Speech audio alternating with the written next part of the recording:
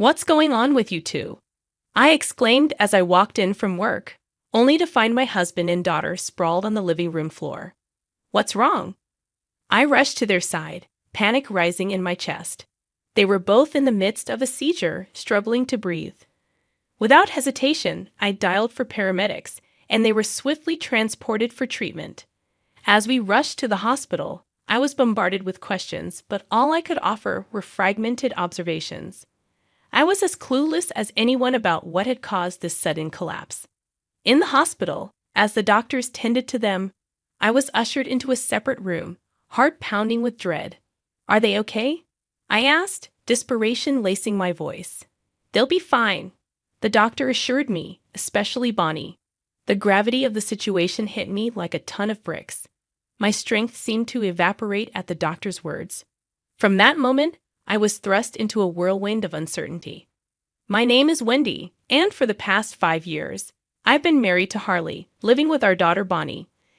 I met Harley during my days as a post office clerk. He frequented the office to send out his handmade items for sale on a flea market app. What began as mere clerical exchanges gradually evolved into conversations, and soon I learned his name. After one routine transaction, Harley left me a piece of paper, hastily scrawled with his phone number. I hesitated, unsure of what to do. Eventually, curiosity won over, and I dialed the number. "Hello!" His voice on the other end was a mix of surprise and anticipation. "Is this Wendy?" he asked. "Yes, it's me. Did you give me your number?" I couldn't help but chuckle. I had been jittery before making the call, but somehow, those nerves dissipated as soon as we began talking. Before I knew it, an hour had flown by, and Harley casually asked me out on a date for the following week. "Next week sounds perfect," I replied, feeling a surge of excitement. "I'm looking forward to it."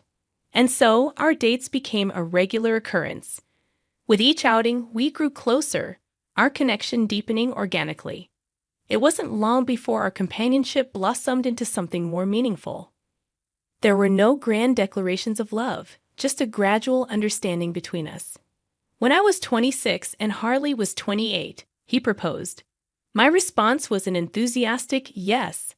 I envisioned a blissful married life ahead of us, but reality had other plans. "I'm glad your parents were so welcoming," Harley remarked as we walked towards my childhood home. "I hope mine will be too." "I'm not so sure about that," I admitted, "but let's hope for the best." As we entered, my parents greeted us warmly, offering their congratulations. It was a heartwarming moment until my sister, Meryl, appeared. "Did you forget to tell Mr. Harley about me?" she teased, catching me off guard.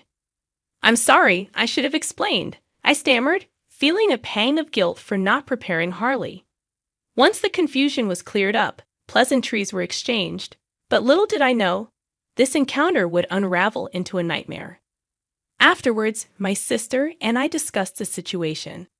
Our relationship had never been particularly close, especially after I left home to support our ailing mother. I had sacrificed my education fund for her medical expenses, a decision she couldn't comprehend. I harbor no regrets about the choice I made. Sacrificing my education fund for my ailing mother was a decision I stand by. However, Meryl didn't take kindly to it. That moment became a turning point in our relationship. Despite having walked similar paths until then, from that juncture, we drifted apart. Our communication dwindled, and we seldom kept in touch. Even during occasional visits home, we made a point to avoid each other as much as possible. That dynamic remained unchanged. Yet, strangely, she seemed genuinely pleased about my marriage. "I thought this might break the ice," I remarked, attempting to lighten the tension. "That's nice. I wish I could find someone like Harley," she mused wistfully. "I'm sure you'll meet someone wonderful," I reassured her. But her response caught me off guard. "Actually, I think he may have already appeared," she hinted with an enigmatic smile that lingered in my mind.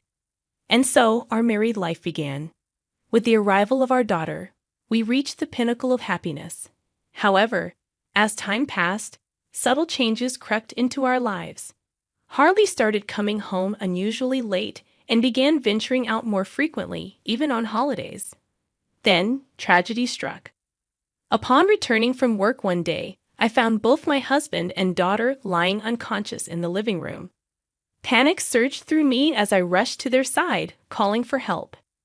Paramedics arrived swiftly, whisking them away for treatment. What happened? I asked frantically as they were taken to the hospital. I don't know, I confessed, my mind reeling with fear and confusion. At the hospital, after hours of agonizing wait, the doctor finally called me aside. Are they okay? I asked, bracing myself for the worst. They're stable now, the doctor assured me, but they've suffered from acute nicotine pesticide poisoning. Relief flooded through me, but it was short-lived as the gravity of the situation sank in. Caught in a whirlwind of emotions, I found myself grappling with an unexpected turn of events. I am sorry, I mumbled, struggling to process the ordeal. I was taken aback by the diagnosis. What is acute nicotine pesticide poisoning? I inquired, my voice trembling with worry. It's a poisoning caused by ingesting an ingredient found in pesticides, the doctor explained. Symptoms include dizziness, convulsions, and difficulty breathing. Dread gripped me as I absorbed the severity of the situation. The doctors bombarded me with questions, probing for any clues about what could have caused it. But I was at a loss. I couldn't even recall what they had eaten before I arrived home. They were admitted to the hospital for further examination, but the next day brought a new wave of distress. Police officers arrived at our home. What's going on? I demanded, my heart racing with anxiety. This case appears to be more than just an accident. One officer stated, we'll be investigating it as a potential crime. Can you tell us exactly how you found them? Their scrutinizing gazes made me uneasy. It was clear they harbored suspicions, though I couldn't fathom why. Nevertheless, I cooperated with their inquiries, hoping to dispel any doubts. During the search, an officer discovered pesticides in our trash can. I don't know anything about this, I protested, genuine confusion clouding my mind. I don't remember buying it. Despite my protests, I was escorted to the police station for further questioning.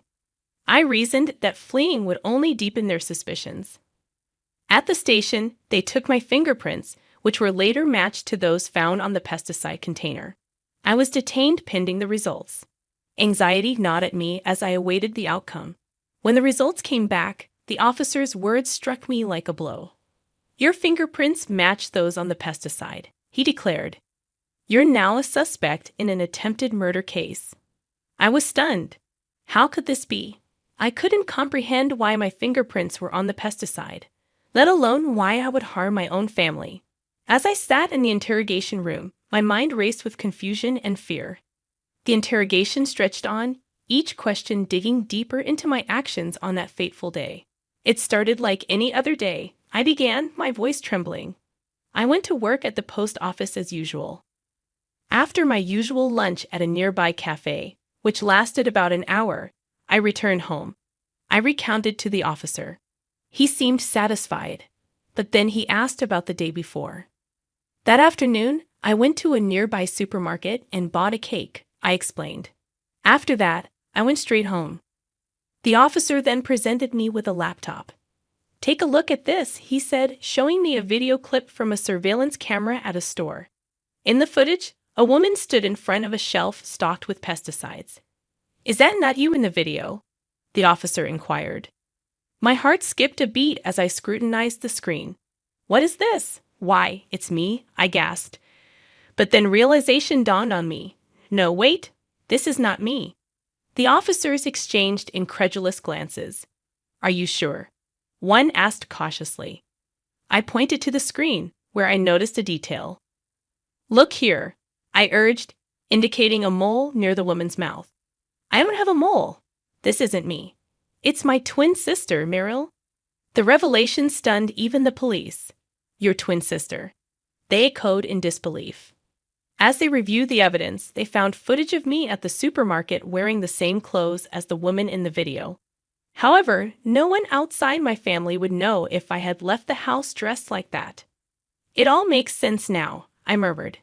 That's what it meant. Concern flooded me as I realized the implications. What has happened to my husband? I inquired anxiously. If he's out of the hospital and back at home, please check on him immediately. I believe he's been seeing my sister. The officer looked taken aback. How can you be so sure? Taking a deep breath, I explained, because they're having an affair. They're trying to frame me. But your husband is a victim too, isn't he? That way, suspicion would be diverted. The gravity of the situation seemed to dawn on the police. We'll need to investigate further, the officer conceded. I understand, I replied. But please check on both of them. It'll reveal everything. I understood that I was being detained. Typically, I would have been arrested immediately, but they decided to hold off on my arrest, recognizing the significance of my testimony. It felt like I was hanging on by a thread. 2 days later, I was summoned back to the interrogation room. As you suspected, we looked into your husband and found evidence of an affair, the officer informed me. We spoke to him, and he confessed to everything. I'm sorry about this, the officer continued. It was our oversight. For the time being, I was exonerated, but the ordeal was far from over. The betrayal by Harley and Merrill cut deep, especially considering they had implicated my young daughter. I knew I had to confront Harley. You've done a despicable thing, I told him, struggling to contain my anger. I can't believe you involved Bonnie in this to frame me. Merrill must have been behind this. Indeed, it turned out that Merrill had orchestrated the entire scheme. She had suggested preparing pesticides to frame me as a murderer. Harley, under her influence, had bought the pesticide and laced the cake with it while I was away at work, just as I had come to visit him.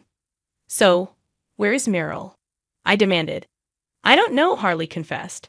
I couldn't reach her before the police took me. She must have run away. You'll pay for your crimes, I warned him. You're not getting away with this.